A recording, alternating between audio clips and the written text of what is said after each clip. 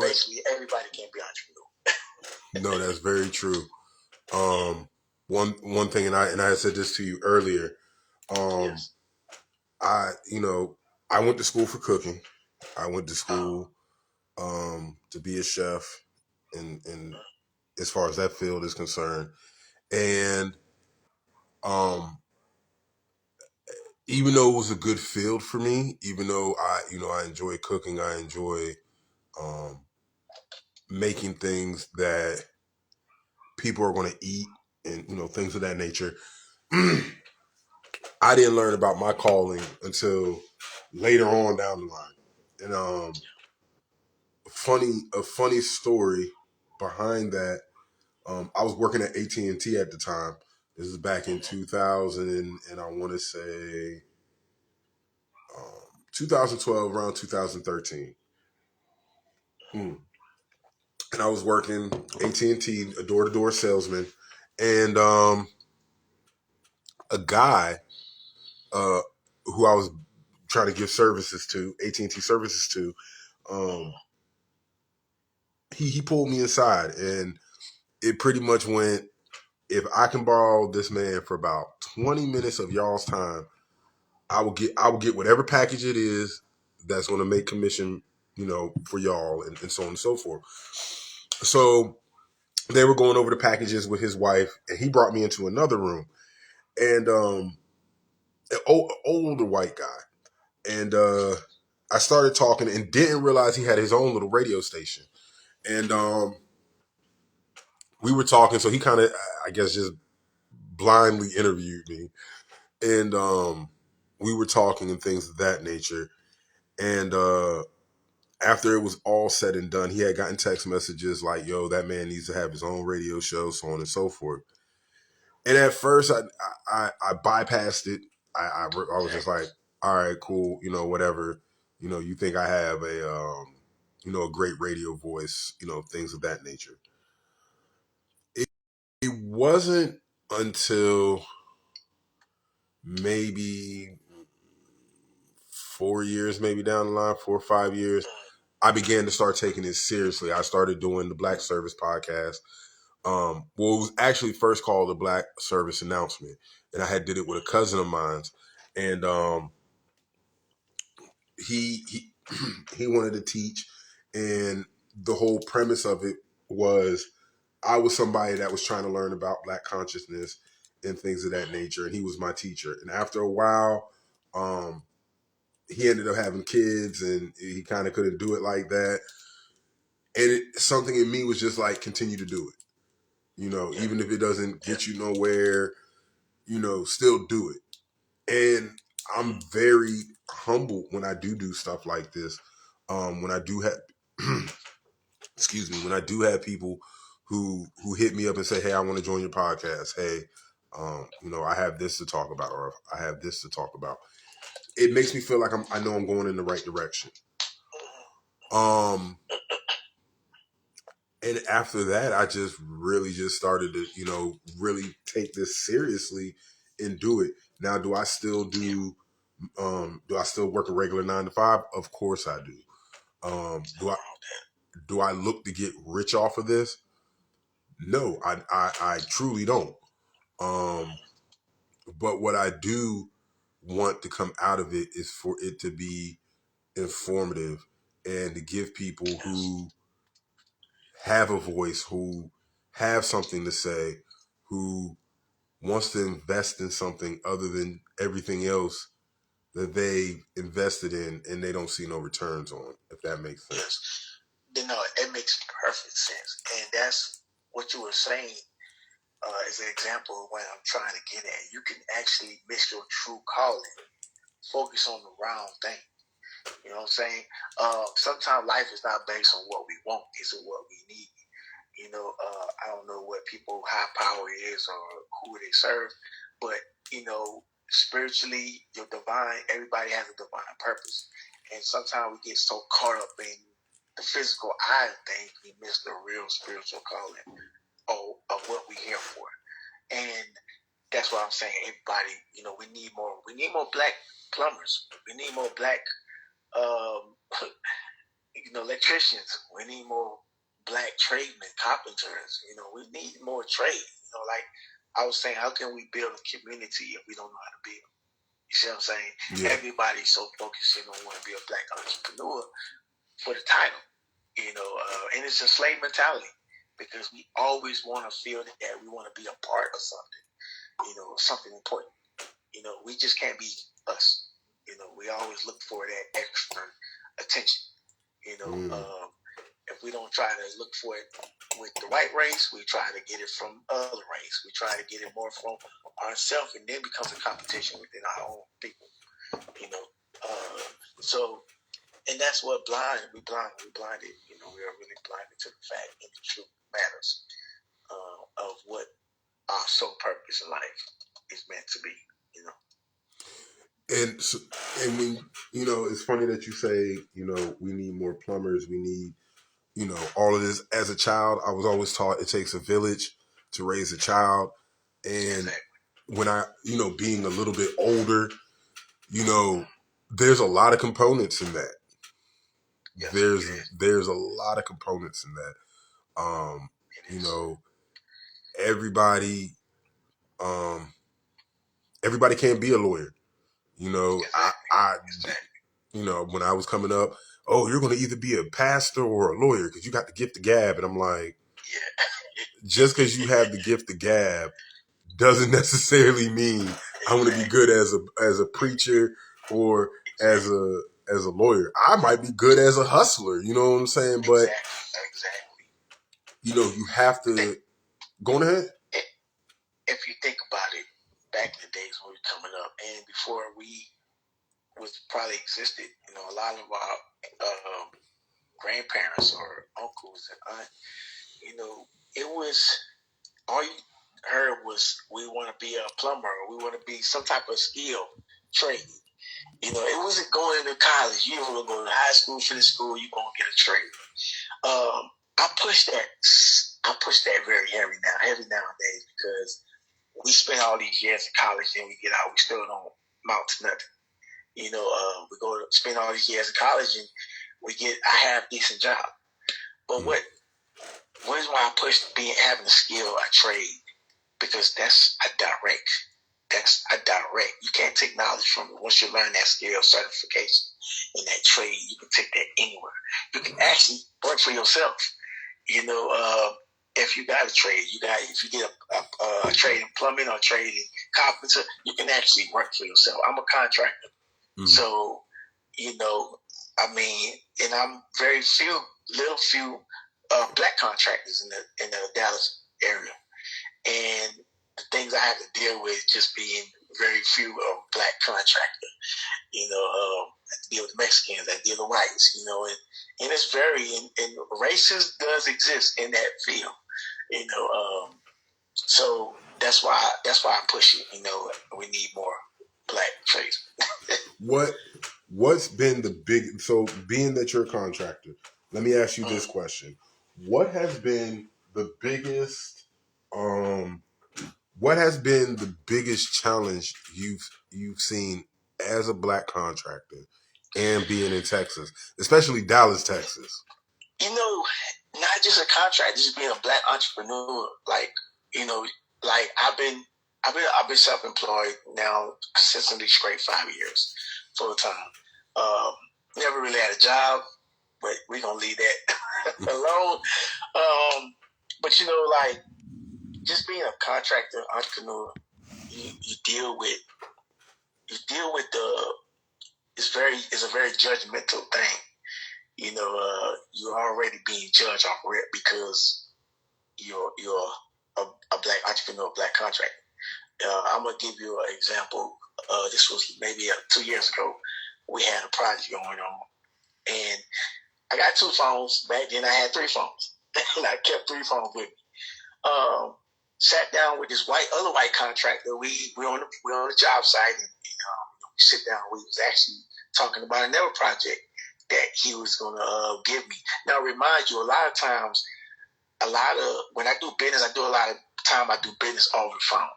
So a lot of times they don't know if I'm black or white or whatever, So I met with this guy. We sitting down, we talking. My guy's working, my crew working, whatever. So I just pull out my phone, because I had a business card on one of the phones. So he looked at me. He said, "Man, you got 3 phones. What are you, a drug dealer?" And I was like, "What?" So it's stuff like that. Another incident I had. Yes, very judgmental. Another incident I had with my moving company.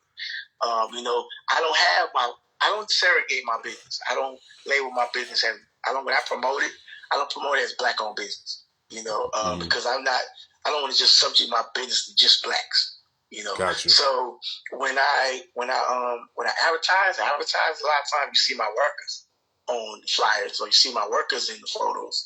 So I was chatting back and forth on this job site, booking a job. This guy, we communicating. So the day of the move, I went. We got to his house. We arrived. I shook his hand. I said, "Good morning, sir. I'm Dre, the owner of the company." He looked at me crazy. He was like, "Okay." I said, once again, "Good morning, sir. This is Dre. I'm the owner of the company." He's like, "But you're not the guy I was talking to online the other night." I said, "Oh, you talking about the guy on the picture." It was a white guy in the picture. And he was like, I was like, "Oh, you talking about over there, Ryan? That's Ryan. I'm Dre." So I called Ryan over. And he was like, Ryan was like, "Yes, boss." You used to see the look on his face when he looked at me. He was like, he just turned red. He was like, "Oh, no, I don't mean nothing like that. I just thought, that I was talking to the guy that was on the picture." You see what I'm saying? So a lot of times, they don't know it's a black-owned business. And I guarantee you, if they did know, a lot of customers would have been my customer. So things like that, I have to go. That's just an example of what, go through. I see it all the time. That's wild. That's interesting, and it's very wild because I kind of have a little bit of the opposite effect on my end. Real quick, for the listeners who are on the IG Live platform, if you would like to call in and speak your piece on this topic, today we are talking about Black entrepreneurship and divine purpose. The number is 563-999-3082. Again, the number is 563-999-3082. We are talking with Musa on IG. Great guy. He's one of the guys who reached out to me and wanted to do this podcast and wanted to voice his opinions on a few things. And yeah. So that's the toll-free number that you can call if you want to call into the station. And if you have any questions or anything that you would like to share. So go back to the topic at hand. So like I was saying, I have the opposite effect. The businesses, the one thing I've realized within being a black entrepreneur, and not only just that, but also having my own business. Now, at first, I was trying to be just pro-black. Like, you couldn't be, I don't want no white people on my show. None of that. And when I was doing that, at first, it was kind of going. And then it was more like, okay, I got to be a little bit more diverse in who I talk to and why I'm talking to them. I'm not saying that you just let any and everybody jump on your platform, but go through the screening process, go through, feeling them out and never be. And the one thing I think a lot of us as black entrepreneurs, what we do is we never really truly want to say no to anybody. Exactly. And I'm here to say, don't be afraid to say no to people. There's been people who, they'll ask me. So for example, I just got into doing, writing, erotica and scary stories and stuff like that. One, because I listen to a lot of them on YouTube. And then two, from the stories that I've listened to, as far as like scary horror stories or true stories, and things of that nature, they never really depict the race of the person, but you can always tell, what race they are depending on the story that is being told or whatnot. So I said, well, I know that there's a lot of black folks that have what's going on, Left Eye. That's another great guy. He has a podcast on Spotify, also on IG. Mike on the mic. Really great dude. Love him to death. And he's always very supportive of the things that I do. So I just wanted to give a big shout out to him. But back to what I was saying. Overall, I realize I have to be diverse, first of all. Gotcha. And then second of all, I can't always rely on my community. I can, and I really want to, but the realization becomes, I remember when I first got into consciousness, and I remember when I first was like going on Instagram, when Instagram was really popping, and this was during a little bit during COVID times, but a little bit beforehand. And I remember people were following like Derek Grace and Umar Johnson, which we had that same conversation about earlier too. And the one thing that I kind of wanted to be diverse in when I started doing, my podcast and my business and everything like that, I never really wanted to ask anybody or make a person feel like, hey, I got this podcast. I need you to go to my GoFundMe account and donate so we can do this and we can do that. Like everything that I've done thus far has been my own money, from my LLC to, just everything, equipment wise, everything. It was my own money. It was my own. It was just my own funds to promote what I was doing, and to even go as far as promoting other people as well, as far as going to promote their business and things of that nature. And I came to the realization, us as far as the black community, we support a lot of people that are, should I say, for a lack of a better word, false guidance.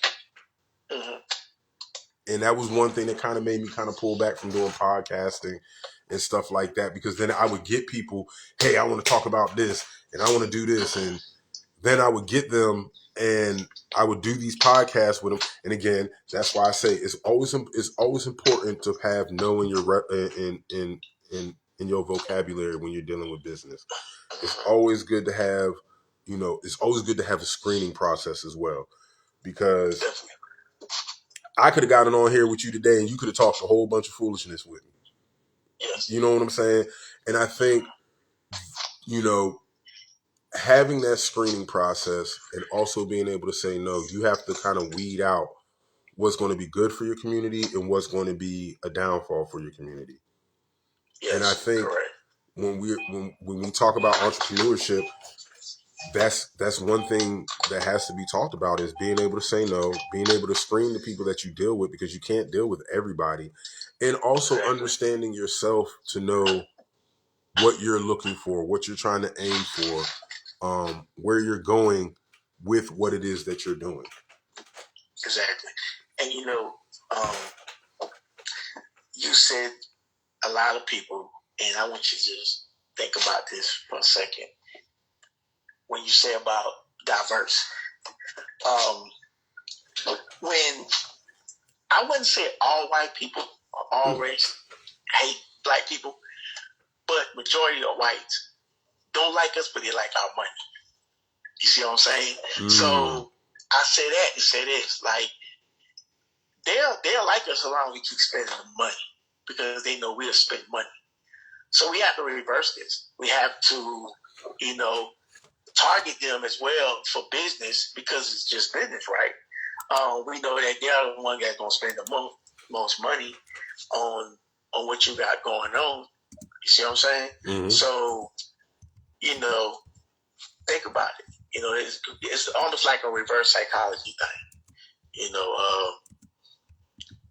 We target them for business. We don't have to not like them to do business. Mm-hmm. But we know that, like, for example, 90% of my customer over the 5 years been white people. They've been white people. So, that's how the tables need to be turned. We need to reverse psychology, especially when you're doing business. When you're doing business, 90%. Like I said, 90% of my customers are white. If I feel that if I had to rely over the years in business, if I had to rely on my peoples for business and consumer and spending money, I probably wouldn't be in business long. So I know a lot of people, want to be pro-black and we just want to sell to our peoples and things of that nature. But we will hurt ourselves in the long run if we try to do it that way. If it makes any sense.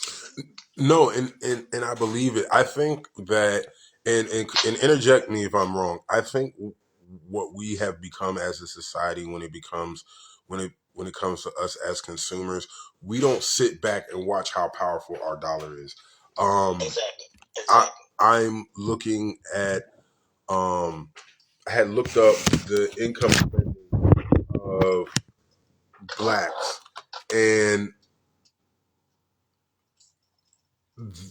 we make up 13.1% of the total United States population with over 39 billion people.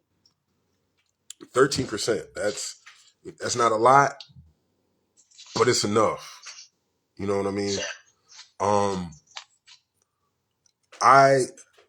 I feel like we get to a point, and this is one thing that I've really, really noticed is in our community, like let's take, I don't know, I got to think of something that's been monumental.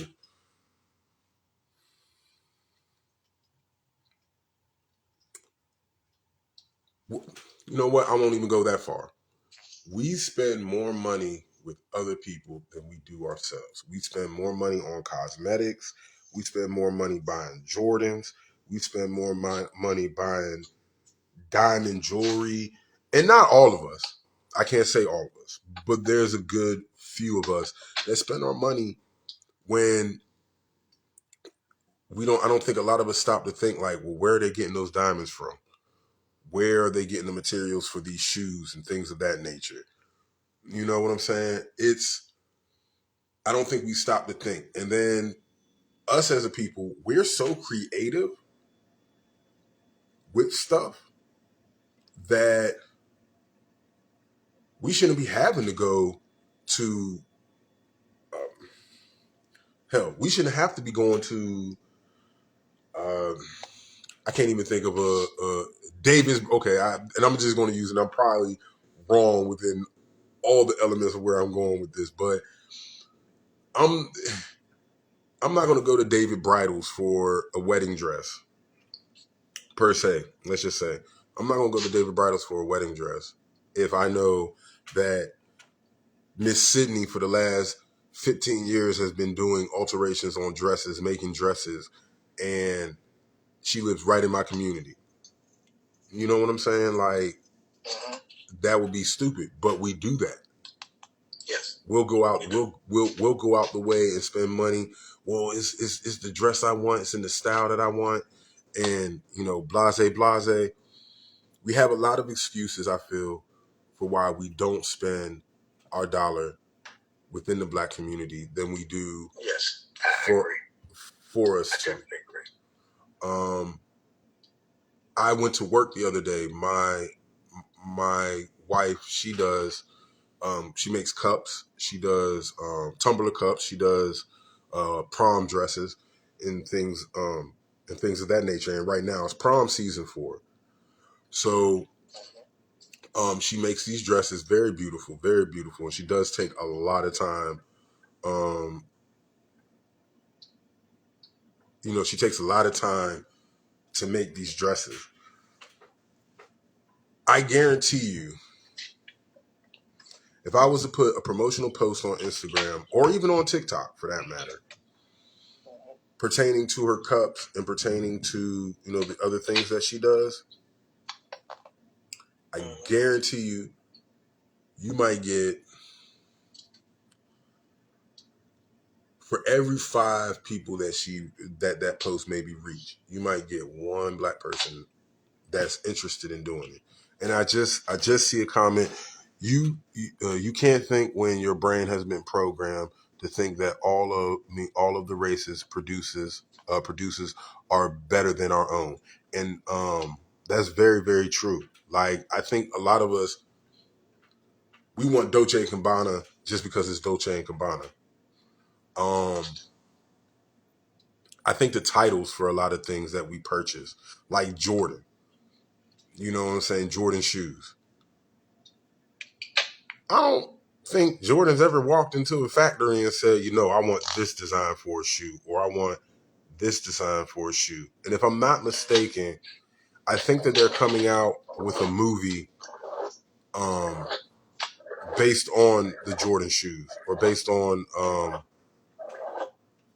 the Michael Jordan shoes. And I can't remember the name of the movie, but I had seen the previews for it. It's just one of those things that we gotta be cautious and careful of. Because just because you want my dollar doesn't mean that it should be given to you. There's a lot of great people who make a lot of great stuff. I had seen a post a couple of years ago, or actually a video, and it was this kid in Africa, if I'm not mistaken, and he made shoes out of rubber tires. Out of pure rubber tires.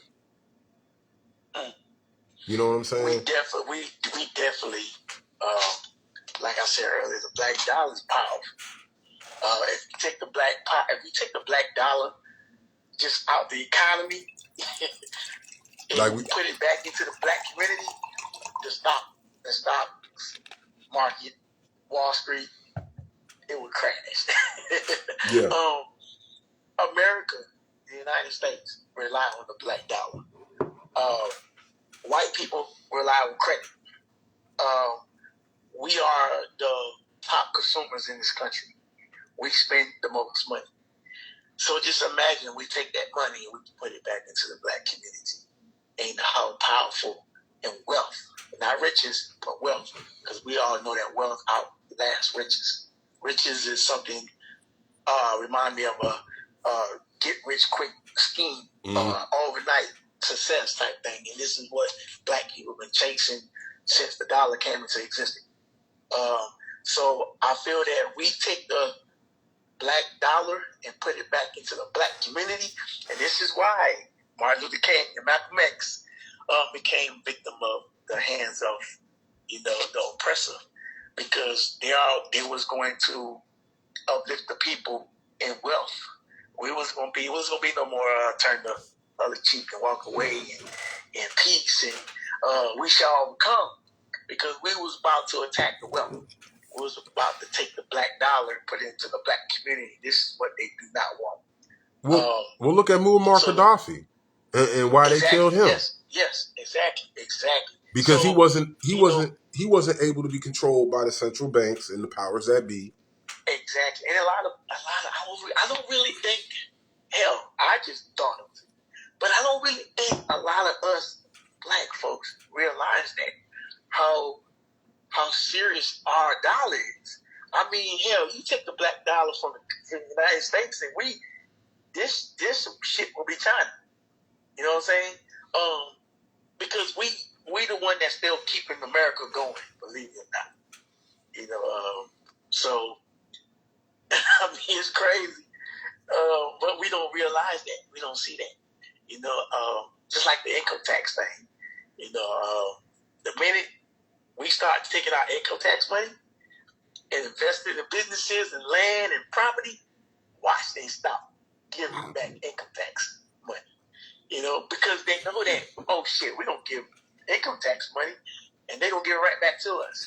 They're going to put it right back in the economy. You see what I'm saying? So, I mean, income tax to me was just targeted for black people. You don't never hear white people say, I got my income tax back. I got my income tax money. You don't hear white people talk about income tax money. Do they even get it? And reinvested in whatever it was they were going to reinvest it in. Yeah, we the only one talking about income tax. Oh, I gotta get this money. Even with the stimulus thing. Oh, I gotta get this money. I gotta Oh, man. money. You know, that, man, the love for money is where we're all evil. And until we get that type of lust out of our nature as black people, we are never going to be ahead of the game. And to piggyback off of what you said, the one thing that I realized with the stimulus check, and because I got it and I blew it, I'm not even going to sit up here and joke. I blew mine for good reasons, but blew it nonetheless. I even had somebody was like, "Oh, you should invest in Forex trading. You should do all of this." I only had one person, and funny enough, we kind of had a little argument about it. Shout out to my homeboy Opus Day. So we had an argument, and he said, "Bro, what did you do with your income tax money? And then what did you do with the stimulus money?" And I said I reinvested it in, me having a studio and me purchasing my LLC because I have to pay for it every year, and the stuff that comes with it and whatnot. And he said, "Okay." So then he asked me some more questions based off of my finances and stuff like that. And I gave him the answer to it. So he said, "Bro, you had 20,000." He said, "You damn near had 20,000 pass out of your hand, right?" He said, "Why you ain't invested in something that was going to make you more money?" And I said, "Well, I don't know." I said, "I was too busy trying to ball out and smoke weed and do dumb shit." He said, "You know what the most valuable thing is, and what us as a people just don't understand that everybody else has the very good understanding of?" He was like, the most profitable thing that you can ever buy is dirt." And I'm like, "The fuck you talking about?" And he said, "Dirt." He said, "Dirt is the richest of the richest. And if you got good, rich soil, that's even more." And I had to sit there and I had to sit back and think. And he said, "We don't invest in land. We don't invest in land. We don't invest in any of that stuff." And then he said, "So why did you not try to invest in land?" I said, "Because I didn't know what I know now. I didn't have that teaching." And that's something else I wanted to talk about and tap into, is us as a people educating each other. Something that we were talking about earlier was the black dollar, but I think the one thing that we don't educate our kids on, at least, and even educate ourselves when it comes down to it, is economics and the true power of the dollar. Not so much in the sense for the black community, I'll say lightly, but just overall, yes, the dollar and what the dollar can do. Like, we spending paper money. When you really boil it down and think about it, you're spending paper money on something that can turn into an investment, and that's what every other race has done. They'll go and buy a piece of land, and hell, some bought a piece of land and found remains or something of value, but because they bought that land, is theirs, along with the riches that come with it, to where we're still trying to buy chips, the 2 for 50 cent or 2 for $1 chips at the convenience store. You know what I'm saying? Like, we have to be taught the power of the dollar. And I have to say that's something that I was fortunate to learn. when I was in school, but I didn't do nothing with it. I will say I didn't do nothing with it, and now I'm hurting because of it. Another thing is us teaching our kids what money is and the value of money. I remember one time I had picked up a nickel, or I think it was a nickel or a dollar or something, and I was asking my grandmother for it, and she said, "Hey, you put that down." And the aunt of mine was like, "Why are you telling him to put it down instead of teaching him what this is, and saving it up and all of this, that, and the other?" And again, if I had that type of lesson when I was younger, and then to apply what I learned when I was in school, I think that I would be a little bit better with money. Not only just money, but knowing how to navigate my money and where I'm putting my money. Knowledge is power. And people say knowledge is power. Yeah, knowledge is power. But applied knowledge is power. We can say knowledge is power. But when you take the knowledge that you know and you apply it, that it's become power. We know that knowledge is power, but knowledge just sitting still is useless. You know what I'm saying? Putting the knowledge that we know into action becomes power. Mm-hmm. You see what I'm saying? So we go through trials and error, like you just said. Trial and errors. We go through that. As a just man, we're gonna fall plenty of times. We're gonna get right back up, because it's in our nature. We're not quitters. We make mistakes. We learn from the mistakes to not make the same mistake again. Mm-hmm. And that's the same with, as far as financing, economy, and things like that. You learn from your mistakes and you keep pushing. Mm-hmm. Now let me ask you, what were some mistakes that you made in your younger years that you regretted and wish that you can go back in time to kind of change? You know what? The saying is, before you can be a great leader, you got to become a great follower. And growing up, I wanted to be both. When I was more of a follower, I learned a lot from older people that was older. That taught me a lot of wisdom, but I was one of those hard-headed, stubborn, young kid. Didn't want to listen. I wanted to do things my way. It wasn't my way. It was nobody's way. Mm-hmm. Got in a lot of trouble. I always tell people, you can get back anything but time. You can't get back time. I'm 42. The mistakes I made in my 20s, in and out of prison, I can't get that time back.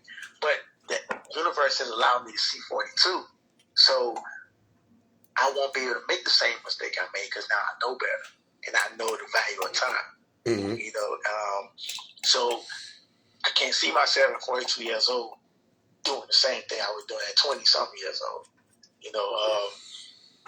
Even with money, fast money. I always tell people, man, you can have all the money and still be miserable, unhappy, not at peace. Now I've learned to be content with what I don't have, because I know what I had. And, the universe will put us through so much trials and tribulation just to humble us. So when we do get back the businesses, the finances, and things of that nature that we need to have, we appreciate it. So even with time, the time you lost, you were able to get back that time, or the time down, you appreciate it. So all that to say this, man, I don't have regrets. I don't have no regrets, because I knew what I've done. That that I've done a lot of messed up stuff in the past, so I don't have regrets, because I'm aware of what I was doing. But I am blessed to be able to today to share the story, and to hope that my mistakes in life I can learn from them and able to minister to others that's going through the same thing, and I can see that they are about to head into destruction, the same mistake I made. and try to steer them in a better direction. Now, if there's one thing, because you just said really a mouthful, from all the experience, if there's one thing that you could say to your younger self now, and even say to the youth that would be listening to this podcast, what's one thing that you would say? Or what's I would say, one? Or what's? I would honestly say, I'm sorry, what you say? No, I was going to say, or what's one lesson that you could share that's made a big difference in your life today? Before you make the wrong decision, make sure it's the right decision. Because we are very impulsive and we don't really think before we make a move. And the wrong move can cost you your life. Whether it's in the grave or whether it's in prison, it costs you your life. When I was going through, I was young doing time in and out of prison. And I remember when I was in prison, I remember talking to this old head, we call it old head. I maybe was like 26, 27 at the time. This guy was like in his 60s. The crazy thing about it was he came to prison when he was like 19, 20 years old. Or maybe around the same time I was. The same age I was. This guy only had 1 year left before he was released from prison. And he made the wrong decision and ended up catching a serious charge, a murder charge in prison. And now he spent the whole rest of his life in prison. So I tell everybody, before you make a decision, make sure it's the right decision and analyze the decision before you make it. Know that there's consequences before it. With every action, there's definitely a reaction. And I'm very strongly believe in karma. So, make the right decision. Make sure it's the right decision. That's very true. What? And you don't have to answer if it doesn't make you feel comfortable. No, you kind of answered that question, or you kind of answered it without really answering it. When it comes to the new generation of women, even though I know we're both men, what's one thing that you would want to say to the ladies of the world? Respect your natural beauty. Respect yourself. Stop letting social media turn you into something you ain't. It's a distraction. Love the black man. Love them unconditionally. Stop listening to your homegirl. Stop listening to your girlfriend. Stop listening to social media. We need more stronger, understanding black woman. It may take a king to bring a solid foundation in the household, but it also take a queen. Chess is my favorite game, and the most powerful is piece on the board is the queen. So we need more strong black woman. That's going to continue to love the black man conditionally, young and old, because the older ones now is getting worse than the young ones, and that's crazy. So yeah, it's love yourself and love your natural self. Don't try to be anything that you ain't for attention, because a real man will respect a real woman. So that's the message I want to say to the younger woman, and black woman in general. No, that's a great message, because I watch different videos every day, and even though I know in my mind that a lot of the videos that I watch, they're more some of them are just for ploys, some of them are just just to have something on TikTok or on Twitter or whatever the case may be. even though a lot of those are just what's the word for it? Attention grabbers. Yes, exactly. I see a lot. I've seen a lot of different people make TikTok video, or not TikTok videos. Well, yeah, TikTok videos and YouTube videos about gold diggers, and that's that's the one thing I want to say. Don't go digging somewhere exactly where even though there might be gold, there's also fool's gold, if that makes sense. And for the men, hold your woman up to the utmost standard. Isn't you? And even for me and myself, absolutely. I have to be very encouraging, and sometimes I have to step away from myself, out of body experience, to kind of understand where my lady's mind may be at the time, or um, having to pull back a lot um, from when I want to be angry or if I want to say something. But also, man, learn yourself.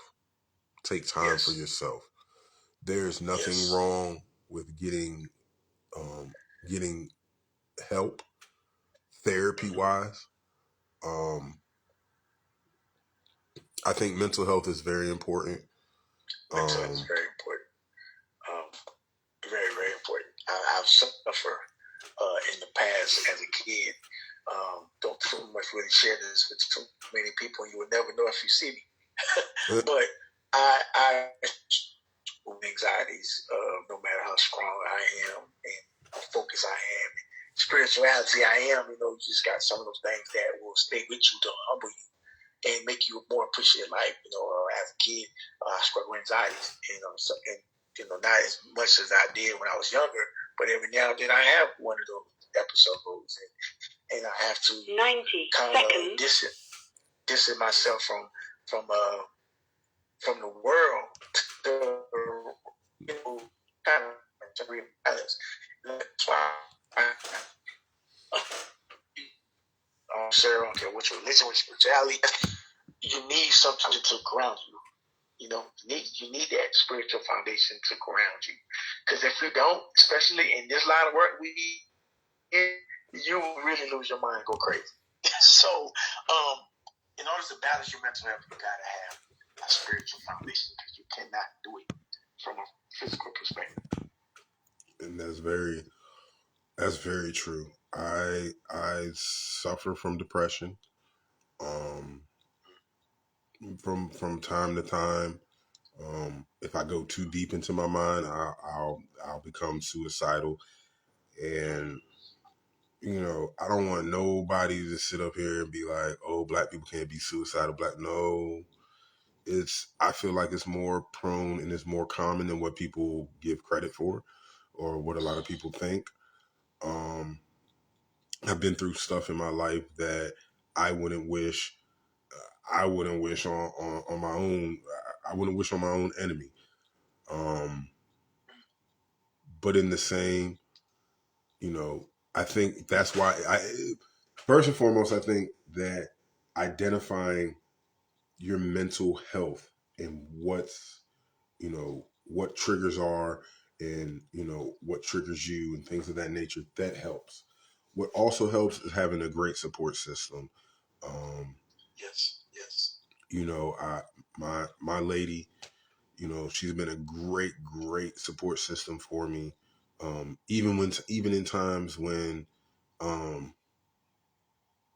her cup is down to the last drop, somehow she finds a way to still give me that encouragement. That's awesome. And funny enough, I really think I thank God every day for her, because without her there, I would be going through a lot more than what I'm going through now. Yes. And I so love that, man. We need more of that. We need more of that. We need more brothers uplifting their woman. We need that. Like we share so much similarity in that. Your woman my woman, they are queens. You know, and behind every good man is a good woman. Yes. And that's the balance. You know, we need those good women, and me, you, we are blessed to have good women in our life to balance us. So shout out to the good woman out there. Your woman, my queen. I mean, hey, salute. Very much so. And it's, you know, and also, you know, take the time to hear her problems. And that's one thing that I'm trying to do a little bit more each day. It's not the easiest thing in the world. It's not, you know, sometimes you don't want to hear about that past relationship or that past, you know, problem. And another thing, and I had to learn this kind of the hard way. And it was something that put faith and trust in your woman. Because not every woman is going to do you like the last woman did or the woman previously before that. And don't look at all her male friends as people that either she potentially hooked up with or, you know, sometimes you got to learn to let sleeping dogs lie. You know what I'm saying? And you got to sometimes learn that not everybody, again, not everybody, um, not everybody's out to hurt you. Not everybody's out to hurt you. And I think us as men, we get to that point where if we hear that another dude's in the equation, it's like, oh yeah.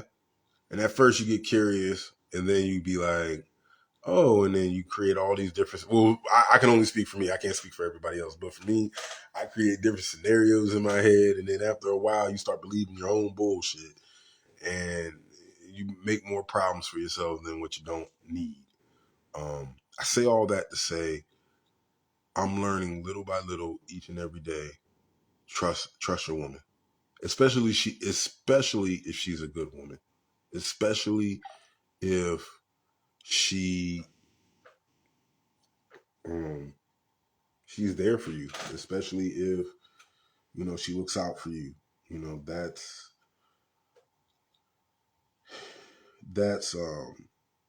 that's always going to be a blessing, and you can't take that away from her. As much as much arguments or whatever may happen, you can't take away from the fact that you need your partner to kind of coexist, and you always going to need your partner to coexist. You're always going to need that person to be your rock, because you as a man, you can't always do it. You can't always be your own rock. And I've had to learn that. I've had to learn that the hard way with a lot of different situations, and take accountability. I think, we talk about women, not, women's kryptonite is accountability, but I think all the way around, us as men have to take just as much as accountability as the women do. We have to. That being a business owner teach me a lot about accountability. Because when it all falls on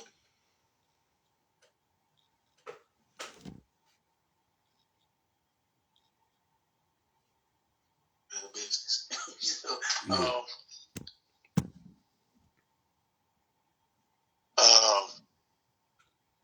and you're right. A lot of us don't hold accountability. When you're wrong, you're wrong. Admit you're wrong. I want to respect you when you admit you're wrong. They will respect you more, and it makes it easy for them to forgive you when you hold accountable of your wrongful actions. So I definitely agree with you. And be the same person that you were from day one. I had a little stint where I had to be by myself for a little while, and there was this guy.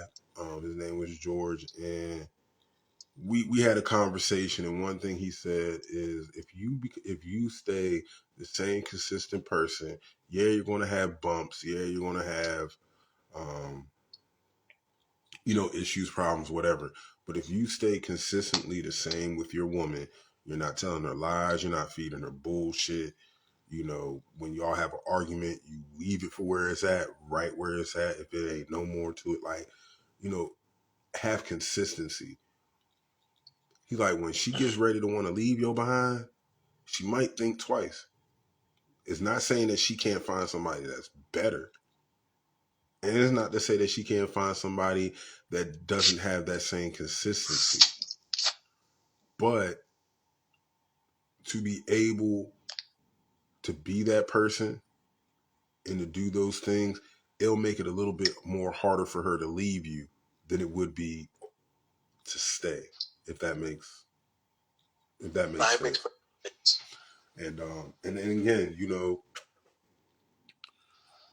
if and another thing, if your woman is there for you in your time of need, when you were down, when you ain't have nothing, you still had holes in your drawers, still shit stains, and she's washing them out, bruh, that's you got a good woman.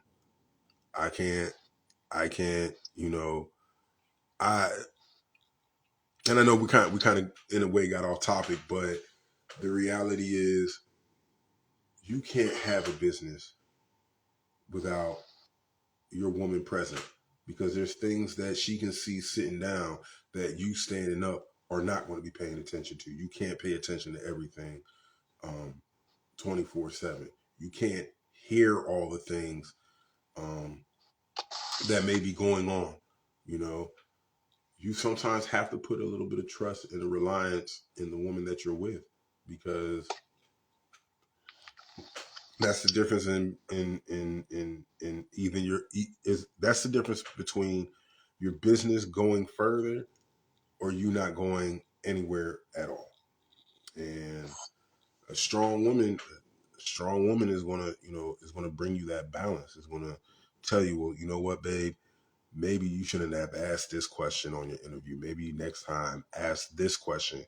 That way you might be able to get more out of this person, or um, do this way. That way, maybe, and will I say I listen to my woman all the time? No. She'll even tell you, like, he's more hard headed than hard. But your woman is your rock, is your stone, is the person that's going to help you. And if you got a good woman, she's going to guide you to where you need to be. And again, being thankful for mine, um, I'm thankful for, you know, and that's the thing. I think us as black men, we've gotten so, um, and I might not be using this word right, but I'm gonna say it anyway. We've been so convoluted with listening to Cardi B and the new music era, a little bit of the old music era, depending on who you listen to back in the day and things of that nature. To the point now where, you know, I think in a lot of ways we've lost respect um, for the black woman to some degree. I'm not going to say everybody. I'm not going to say every man, but there are a few that have lost that genuine respect for the women and just for the black culture in general. Like I was a child that if Miss Washington whooped my behind, everybody on my street whooped my behind. And there wasn't a thing that I can do about it. Hell, I was 19 and I was still getting my behind whooped by people in the neighborhood. You know? Um, but again, that's it takes a village mentality, because Exactly. if I didn't get that type of punishment, I'd probably be worse off today, you know. Um, so always have respect for your elders. Always have respect for the women elders, and sometimes stop and learn something from the older folk. Learn something from the learn something from the older generation, because the reality is, sad to say, the new grandma is what, 30 some years old, 40. Yeah. You know, I know somebody personally who I knew I knew her daughter, and I knew her, and me and her were around about in age. And I'm 30. I'm about to be 35. I think she was at the time. I was 20. No, I was coming into my 30s, so I was like around 30, maybe 31, and I think she was like 37. Fast forward 2 years, the same girl who was 16 is now 18, and now she has a child, and now that woman's a grandmother. Wow. You know what I mean? So, you know, I think that if we taught a little bit more respect in our communities, and not only just that, the music, that's the biggest thing for me. That's The music definitely has. the music in the wavelengths. And I don't think and I might be going a little bit too deep with this, but you know, those people when they're in the studio, somebody understands frequencies and vibrations just as well as the smartest person who knows about vibrations and frequencies. What's that saying like that? And I don't think a lot of us realize, like, a lot of the music we listen to is at a different frequency than what our bodies can contain or what our bodies can break down and process and things of that nature. That's why you have a lot of people who, you know, follow the trends of NBA YoungBoy or you Little Dirk or um, things of that nature, because there is frequencies behind that, you know. Um, but needless to say, and that's a topic for another day, music. I think we need to start employing a little bit more positive music into our repertoire of what we listen to. Definitely with it. I'm definitely out for that. You know, there's a lot of great music that's being made that doesn't talk about killing your brother or killing and I realize it's only rap music that has that. I don't, you know, I don't I don't hear Tom well Garth Brooks talking about shooting uh uh uh I don't know what another country singer's name is, but I don't see them having beef on country music awards or country. And I mean, I'm not saying that it doesn't happen, but that shit gets shut down real quick. As for us, we don't do nothing but promote violence, but promote. And I don't want to be so contradictory because I do listen to a lot of the music myself, but I also know as a person, as a human being, I'm not going to go out here and go shoot up, I don't know, Cornelius's house just because I'm mad with him about $2.50. You know what I'm saying? Like I know how to separate the music and the vibe from the music from actual reality and my everyday life. You know what I'm saying? But a lot of our kids, a lot of our youth, they don't. And I feel sometimes it's a direct um attachment to either the music that they listen to as well as the environment. And again, that's why I say it's important to invest in dirt and to invest in your own land, to invest in building your own village. Because you it takes a village to raise a child. It takes a plumber to fix your toilet, to make sure that everything is going in the right place that it's supposed to go. Once you flush the toilet, once you run the water, all of that stuff. It takes an electrician to show you how lights work and to show you about currents and stuff like that. It takes a doctor to learn about your health and what you may or may not need to be eating, or and there's so many different doctors, man. It's crazy. Just don't think that the title of what a person is makes them who they are. you know, Research it, dig deep. You have your regular pharmacist doctor, you have your regular holistic doctor.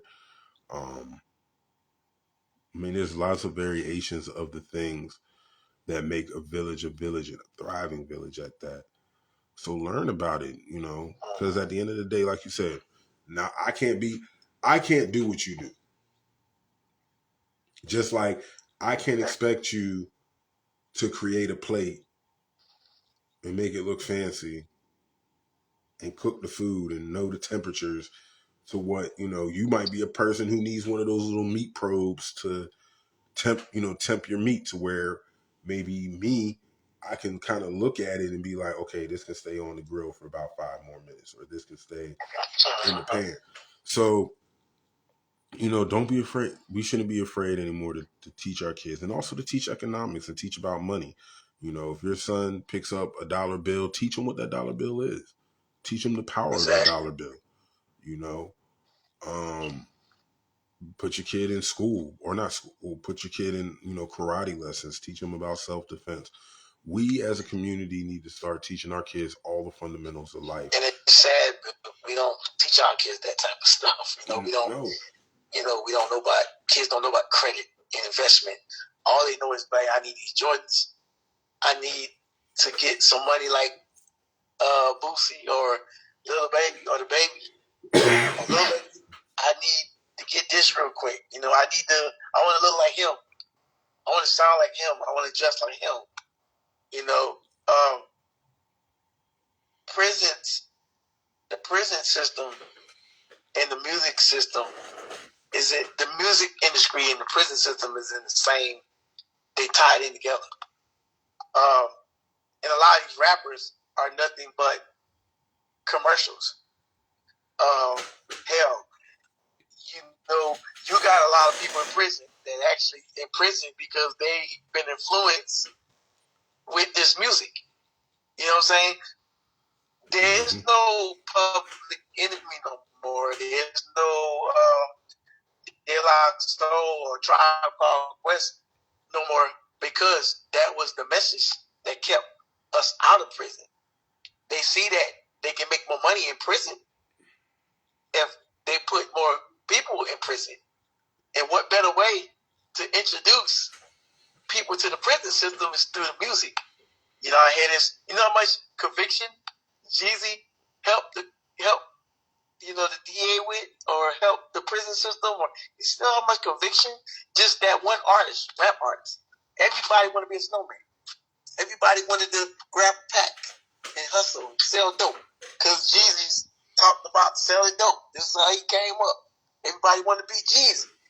They didn't have Jeezy money, but they wanted to do whatever it took to get Jeezy money. A lot of people in prison right now because they can't even afford a good lawyer, because they hustle and gouge money, and when it just blew it. Then when it was time to get a lawyer or pay bond, they couldn't afford it. Because not only is Jeezy talking about selling the dope, but he glorifying the lifestyle that come with it. So a lot of people went after, look at Jesus, hey, I'm gonna get me a pack and sell dope too, and I'm gonna live the lifestyle. You see what I'm saying? You see what I'm getting at? So it's definitely the music. It's definitely the music. That's why they changed the message of the music. You would never see, Kendrick Lamar. I like how he did it. I like how he came out. He switched it up. J. Cole's, I like what he doing. But the people are so far gone and brainwashed to where, they look at J. Cole's. He's not a threat to the change of the music message. You see what I'm saying? Mm-hmm. Kendrick Lamar is one person. He's not a threat because the mind's been programmed now to accept the type of vibration and music message that has been put out. I mean, if it makes sense. It did. Like, look at Tupac, look at Biggie. Yeah. I had seen a documentary where it was talking about how Biggie wanted to make a record label and make it to where the artist had full control of his music, what he wanted to do, stuff of that nature. And, Pac was just influential just for him being who he was, Yes. Pac definitely, I felt like Pac definitely, after 92, 93, 94, this is where a lot of prison stocks market. Prison got into the stock markets and stuff. But the music definitely changed the message, and I feel like it was definitely changed to. I mean, think about it. You don't hear no country music or no damn pop music talking about going and blowing up, going selling drugs, dope and shit. They talking about using it. They talk about using drugs a lot. They don't never talk about selling drugs. Using drugs ain't gonna get you in prison. It'll get you a 6-month rehab probably. Then you're back on the streets again. But the rap music glorifying selling the drugs. The rap music glorifying what will put your ass in the prison system. Mm-hmm. You see what I'm saying? So, the eyes been awoke, but a lot of eyes not been awoke to see what's really going on. If you shut the music down right now, rap would never go out. People are like, oh, rap would change. No, never. It would never. As long as we got babies out there, the babies and little babies and people like that, man, it never. I remember. You might remember a little bit better than I do, but I don't want to get nothing wrong, so I'm just gonna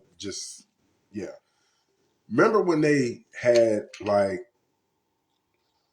how can I say it, a war on rap music? When NWA came out and all of that, and then all of a sudden there was no more war on music.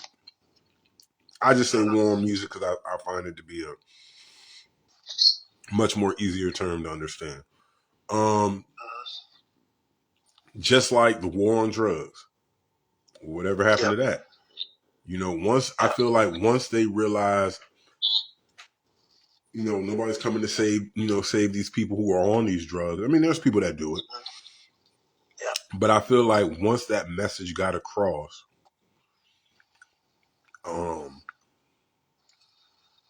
I mean, hell, I watched Snowfall. I love the show. But the flip side to that is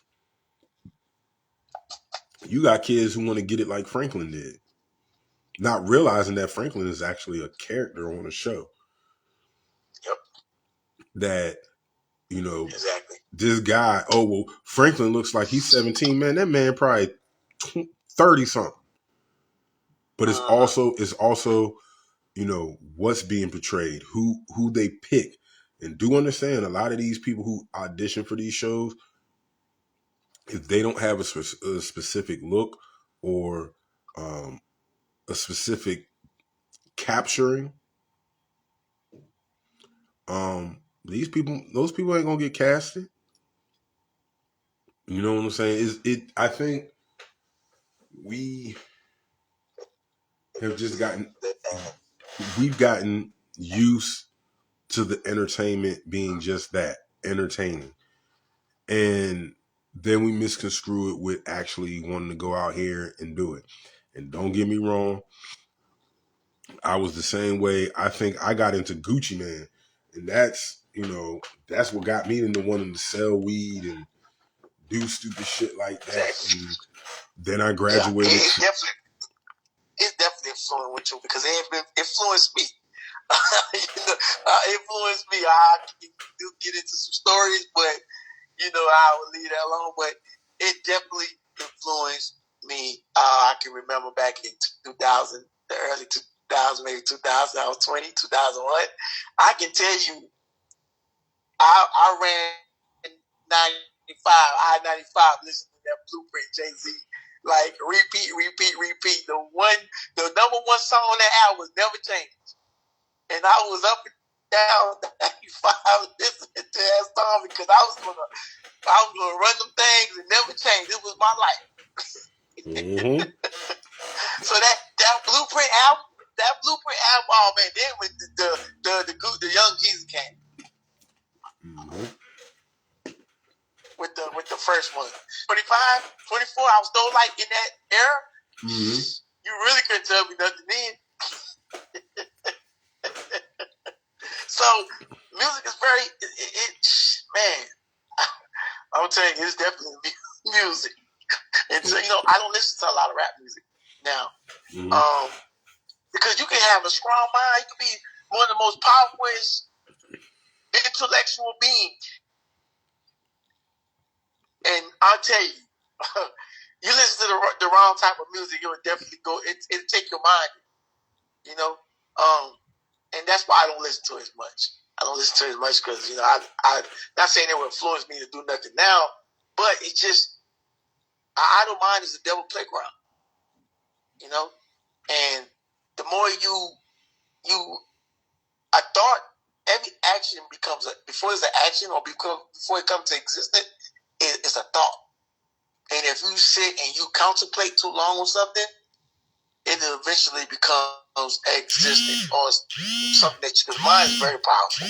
It's very powerful. It's one of the most powerful tools in your body because the mind never dies. It don't sleep. It always goes. You know, the mind is not your. The brain and the mind is two separate things. Mm-hmm. You know what I'm saying? The brain is an organ. The mind is the spiritual energy. It never. That's your crown chakra. That's your higher form of energy. It never. That's your conscious. That's your heaven.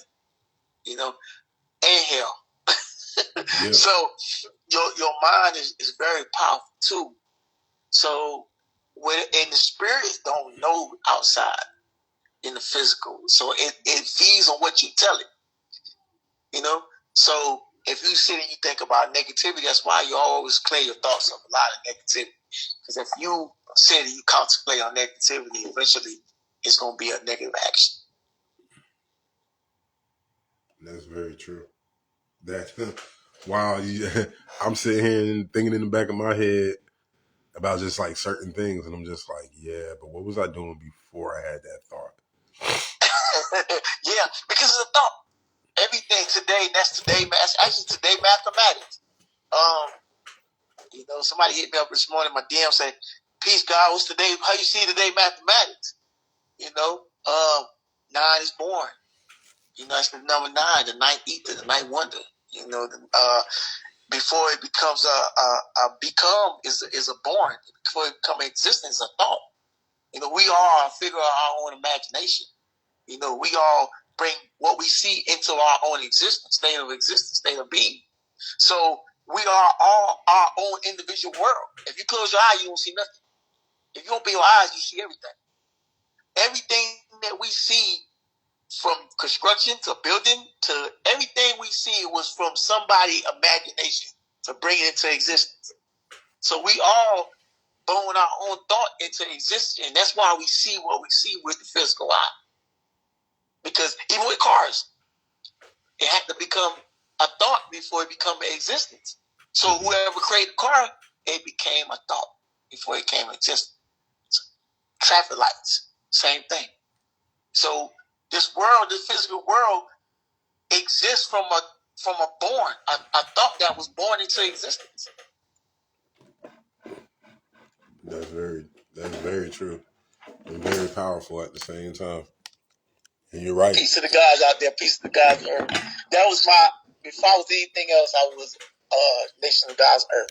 5%. I was probably one of the very few in the South that was God body. Because it was like, and you know, I had a lot of influences. My cousin family up in New York, they used to come down south, and you know, my cousin was like, "Peace, God." And I used to be like, "I ain't no God. Why you calling me God?" You know, and I was like 14, 15, and then I came into the enlightenment, you know, into the understanding the knowledge of self. You know, so it's definitely my first love. So I speak to God's earth. No, that's real. That's real. And I think, you know, I want to first and foremost thank you for being on the show. We're gonna have to most certainly. Yes, I definitely have this type of conversation again. I'm thankful for you having me on the show. And I'm gonna tell you why I applaud and I praise your podcast and I praise what you're doing. There's a lot of podcasters out here, and it's so much favoritism that goes on. You know, you just never know who out there can share a story or life experience that can change people. And by you having this podcast, it's very important. It may not seem important, but it's very important. Do not give up on this podcast. I'm gonna tell you before we even connected earlier. Mm-hmm. I had a vision of your podcast. This podcast may seem small, but it's gonna be one of the biggest podcasts out soon. This is why I'm very thankful, because I can say down that road, I can say, "Hey, man, look at this."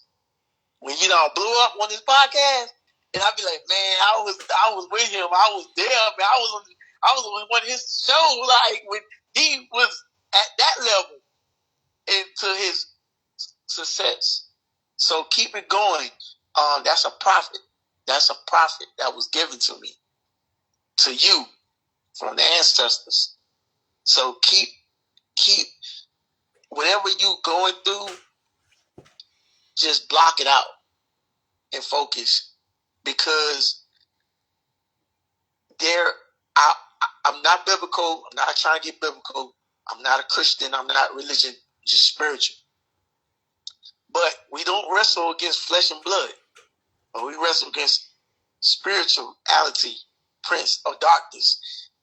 So if there's any darkness, that's energy that's coming into your life or into your thought, you stay focused, because the universe have great things for you through this podcast. So I'm gonna leave that with you, man, and appreciate you for having me on the show. And I appreciate you. And you know, it's funny because I was talking to my lady beforehand, and I was getting sleepy at all different types, and I didn't really say too much to her, but I was just like, "Dang, I'm sorry." You know, I'm just like, I got to do this podcast right now. I should have picked an earlier time just in case I got sleepy, but once I got on here, I started talking to you. Then I realized there was some difficulties with you know, my computer and everything.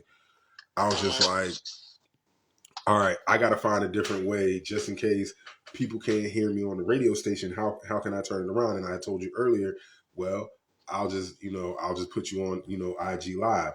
Now I done recorded on my radio station, but now I also have it recorded on my IG Live. So when I save it, I can be able to put it up on my YouTube and you know, things of that nature.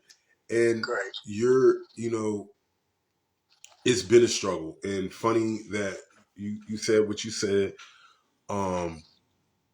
because lately I've been dealing with things, and one thing I do want to say before we get off,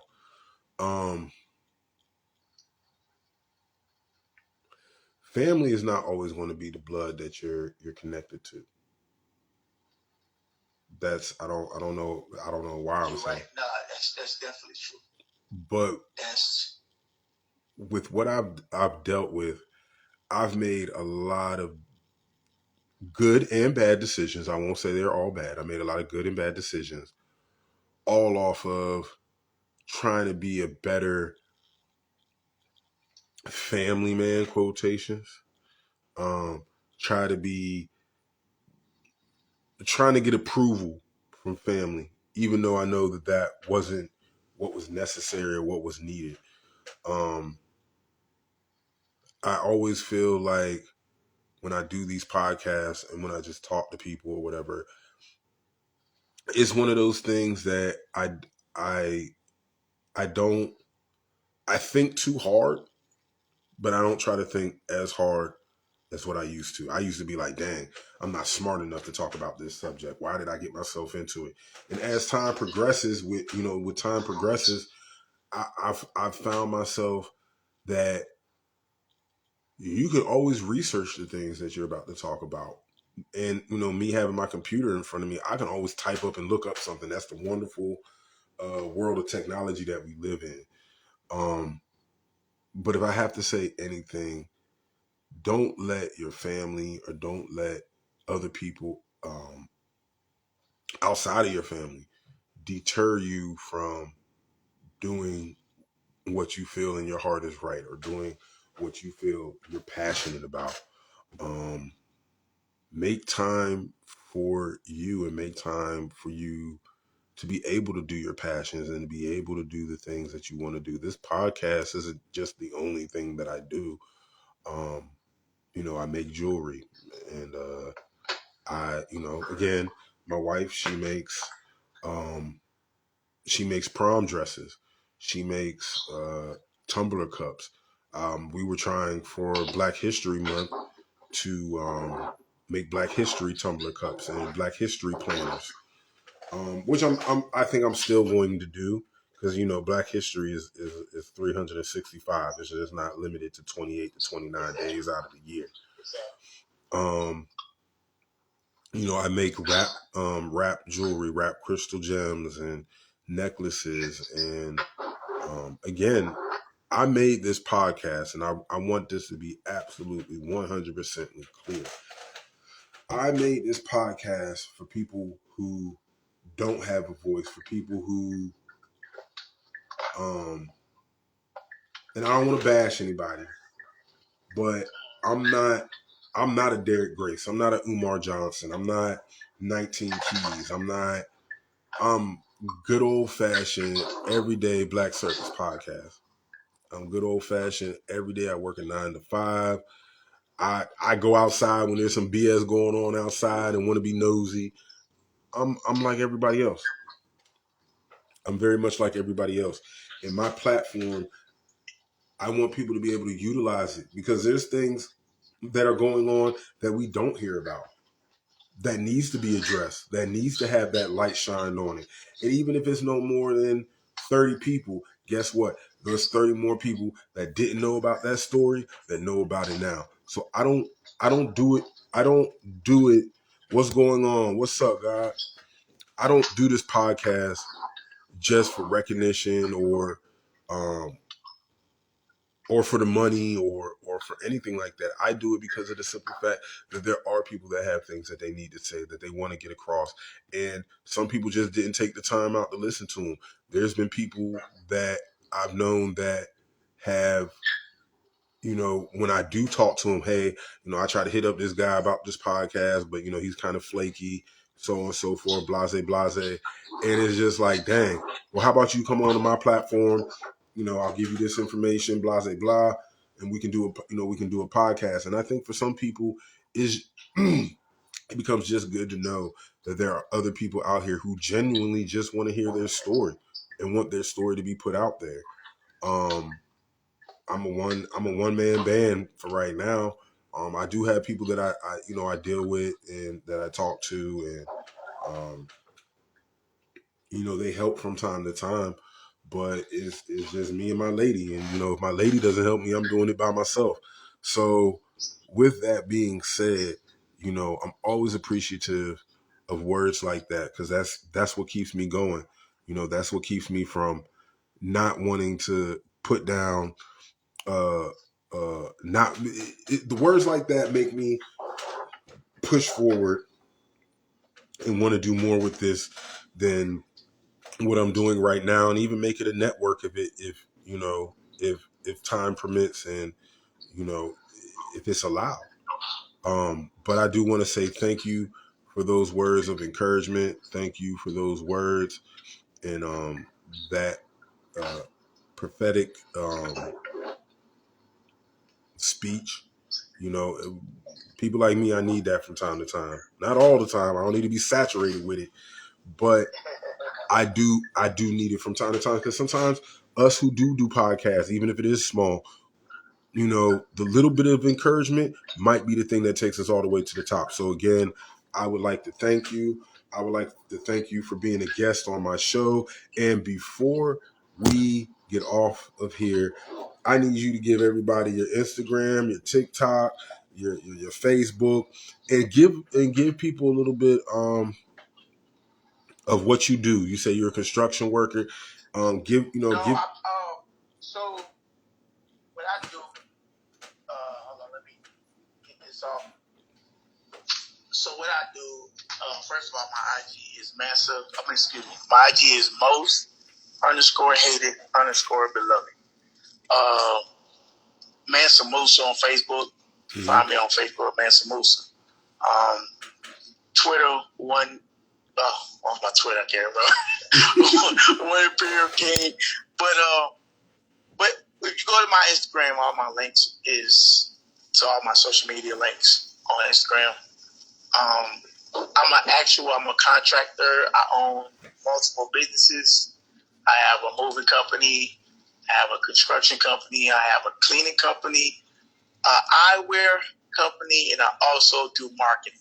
Oh, wow. So if you're in the need of any help with business consulting, help to get that business up and going like you want to, we do have a marketing firm that we help other business and help manage other businesses as well. So, yeah. Wow. Well, I do appreciate it, and we'll be chopping it up. If not tonight, for sure tomorrow. Okay. And be chopping up. Sounds good. Chopping it up and talking business, talking shop. But I want to again thank you again for even just reaching out, for even wanting. I just want to say thank you for trusting my platform and trusting in me with my abilities to just have conversation. It's not for a lot of people. You gotta give to get, and you gotta get to give. So I really want to say thank you to all the people out there. You already know who it is. You already know what it is. It's your boy, Mr. King Creed, and this has been another edition of the Black Service Podcast. We want to thank our guests today.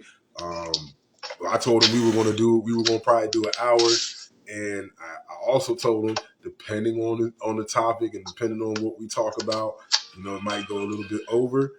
But I do want to thank him. I do want to thank him once again for joining the podcast. There's a question. What did he say his Instagram was? It is most_hated_beloved. Matter of fact, when I get off of here, I'm going to find you. And matter of fact, shoot me a message. And I can be able to post up everybody, post up your IG and all of that. And for the person who's listening, going ahead and shoot me a message so I don't forget your name and I don't forget that you're asking me this question. I thank everybody who has joined the podcast, joined the listening, and as always, man, stay blessed, and always and stay informative. Always learn something. I think the next topic we are going to talk about, because it seems to be a very big topic, is Mississippi and them bringing back the Jim Crow laws. I will probably be talking about this tomorrow morning at 9:00. So if that's something that you're interested in wanting to hear, hopefully I'll have a panel, and not only just a panel, but I'll have a couple of people stopping by. I will be at my job tomorrow. Doing the podcast. So you'll hear from all different walks of life and all different people, and hear a lot of people make jokes and stuff like that.